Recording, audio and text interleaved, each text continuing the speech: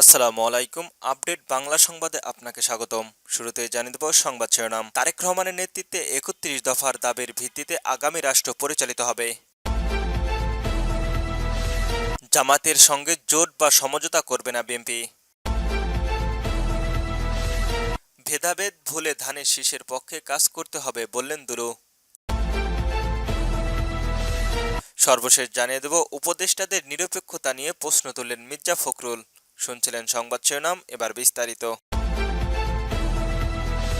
তারেক রহমানের নেতৃত্বে ১১ দফা দাবির ভিত্তিতে আগামী রাষ্ট্র পরিচালিত হবে। ছাত্রদলের কেন্দ্রীয় সংসদের সাবেক যুগ্ম সম্পাদক ও চট্টগ্রাম ১৬ আসনের বিএনপির মনোনয়ন প্রার্থী মফিজুর রহমান আশিক বলেছেন, বিএনপির ভারপ্রাপ্ত চেয়ারম্যান তারেক রহমানের নেতৃত্বে ৩১ দফার ভিত্তিতে আগামী রাষ্ট্র পরিচালিত হবে। তারেক রহমানের ৩১ দফার বাস্তবায়ন হলে দেশের সমৃদ্ধি এগিয়ে যাবে। শনিবার বিকেলে বাউশখালী উপজেলায় সদর মিয়ান বাজারে বিএনপির ভারপ্রাপ্ত চেয়ারম্যান তারেক রহমানের কর্তৃত্ব ঘোষিত রাষ্ট্র কাঠামো মেরামতের ৩১ দফায় রূপরেখা বাস্তবায়নের জনগণ গঠন ও জনসচেতনার সৃষ্টির লক্ষ্যে লিফলেট বিতরণ এসব কথা বলেন তিনি। গুম ফেরত আশিক বলেন, স্বৈরাচারী শেখ হাসিনা সরকারের বিরুদ্ধে দেশের গণতন্ত্র পুনরুদ্ধারের আন্দোলন করতে গিয়ে দুইবার গুমের শিকার হয়েছি। আয়নাঘরের মতো বীর ভবিষ্যৎ জায়গাও বন্দী হয়েছিলাম। গুমের পরে স্বৈরাচারী শেখ হাসিনা সরকার বাহিনী নির্মম নির্যাতনে আমার ডান হাতের লিগামেন্ট ছিঁড়ে গিয়েছে। তারা আমার হাত, কোমর আর হাঁটু ভেঙে দিয়েছিল। আন্দোলন করতে গিয়ে অসংখ্যবার মৃত্যুর মুখ থেকে ফিরে এসেছি। দুইবার গুম হওয়ার পরও ভাঙ্গা কোমর ও হাঁটু নিয়ে জুলাই গণ অভ্যুত্থানে অংশ নিয়েছিলাম। এই হাসিনা পতনের একটু হলেও আমার অবদান রয়েছে। তিনি বলেন, আমার গুম হওয়ার সময় আমাদের নেতা রুহুল কবির রিজভী ও আন্তর্জাতিক মানবাধিকার সংস্থাগুলো আমার পাশে দাঁড়ানোর কারণে দ্বিতীয়বারের মতো আমি জীবন ফিরে পেয়েছি। জামাতের সঙ্গে জোট বা সমঝোতা করবে না বিএনপি।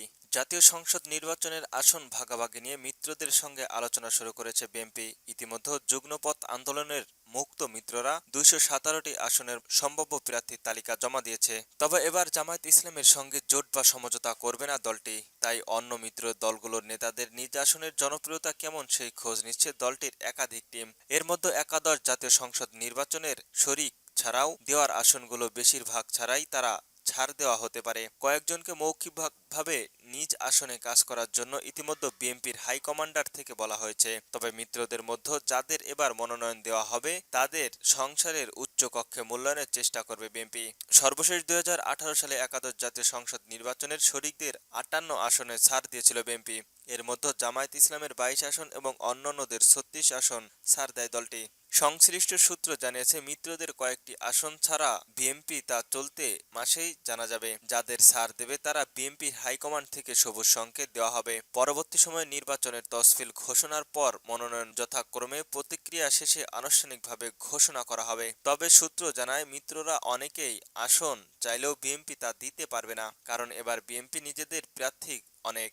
মিত্ররা বিএনপির ঘাঁটি হিসেবে পরিচালিত আসন চাইলে নাও পেতে পারে। আসন ভাগাভাগি নিয়ে মিত্রদের সঙ্গে বিএনপির মতবিরোধ হওয়ার আশঙ্কা দেখছেন কেউ কেউ। ভেদাভেদ ভুলে ধানের শীষের কাজ করতে হবে বললেন দুলু। বিএনপির কেন্দ্রীয় নেতা ও সাবেক মন্ত্রী রুহুল কুদ্দুস তালুকদার দুলু বলেছেন, জাতীয় সংসদ নির্বাচন আসন্ন। বিএনপির নেতাকর্মীদের এখন সব ভেদাভেদ ভুলে ধানের শীষে কাজ করতে হবে। বিএনপির নেতাকর্মীরা ঐক্যবদ্ধ থাকলে কোনো ষড়যন্ত্রই বিএনপির বিজয়কে ঠেকাতে পারবে না। আপনারা ঐক্যবদ্ধ থাকুন। শনিবার ১১ অক্টোবর বিকেলে নাটোর সদরের ছাত্রীয় তিয়া সরকারি বিদ্যালয়ের মাঠে বিএনপির আয়োজিত মতবিনিময় সভায় তিনি এসব কথা বলেন।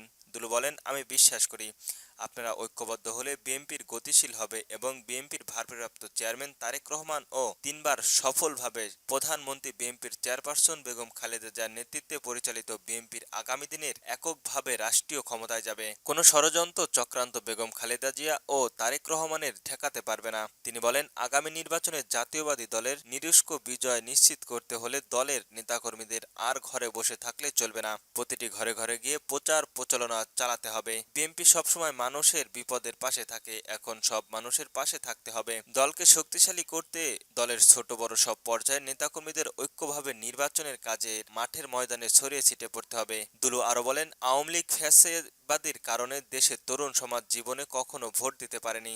তরুণ সমাজ জীবনের প্রথম ভোট দেওয়ার প্রতিশ্রুতি নিচ্ছে। তাই তরুণদের সমাজের কাছে ধানের শীষের কর্মীদের ছুটে যেতে হবে।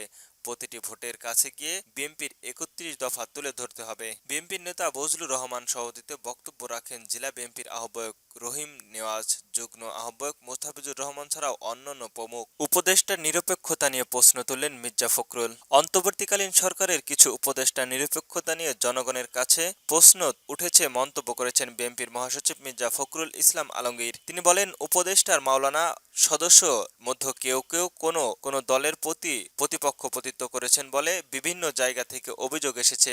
আমরা এটা শুনতে চাই না। বাংলাদেশের মানুষ এটা শুনতে চায় না। বাংলাদেশের মানুষ সম্পূর্ণ নিরপেক্ষতা চায় এবং একটি নিরপেক্ষতা নির্বাচন চায়। শনিবার 11ই অক্টোবর বিকেলে গাজীপুরে কাপাসিয়া পাইলট সরকারি উচ্চ বিদ্যালয়ের মাঠে বিএনপির প্রয়াত নেতা হান্নান সাহেবের নবম মৃত্যুবার্ষিকী উপলক্ষে আয়োজিত স্মরণসভার প্রধান অতিথির বক্তব্যে তিনি এসব কথা বলেন। মির্জা ফখরুল বলেছেন, 1 বছর আগে একটি দানবীয় সরকার থেকে তাড়িয়ে দিলেন অধ্যাপক ডাক্তার ইউনূসের নেতৃত্বে একটি সরকার গঠন করা হলো। তিনি আন্তর্জাতিকভাবে স্বীকৃতি একজন ভালো মানুষ। 6টি সংস্কার কমিশনের মাধ্যমে দেশের নানা ক্ষেত্রে ব্যাপক সংস্কার কর্মসূচিতে হাতে নিয়েছেন এবং অর্থনৈতিকভাবে পুনরুদ্ধারের মাধ্যমে দেশকে এগিয়ে নিতে যাচ্ছেন। কিন্তু নির্বাচনকে ঘিরে একটি বহুল মহল ষড়যন্ত্র চালিয়ে যাচ্ছে এবং বিএনপিকে সংস্কার বিরোধী হিসেবে প্রচারণা চালিয়ে যাচ্ছে।